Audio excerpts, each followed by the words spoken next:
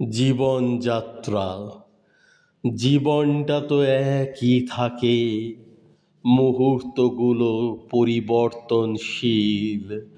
শূন্য বয়স জন্ম হতে পূর্ণতা পায় মৃত্যুতে অখিল।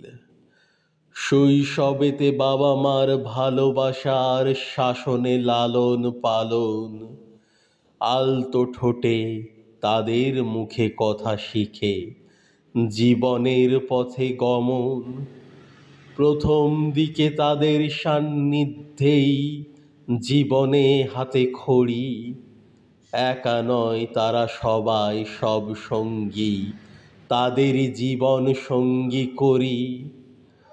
তারপরে জীবনের সময়ে একে একেই সময়গুলো সব পেরোই, সেই সময় পিছনে ফেলে অজান্তেই যেন সামনের দিকে এগোই। তারপরে আস্তে আস্তে আরো সামনের দিকে পাড়ি, তারপর সেই সময় পেরিয়ে সুখেই আবার তাদের সান্নিধ্যে আবার অহংকারী। তারপর ওই সময় পেরিয়ে সামনে পড়ার পালা, আবার প্রতিযোগিতা, পেশা, জীবিকা খোঁজের খেলা। এরপর সেই কষ্টার্জিত সময় পেরিয়ে জীবিকার্জন, দিনরাত্রি অর্থোপার্জনের তাগিদে নিজেকে সমর্পণ।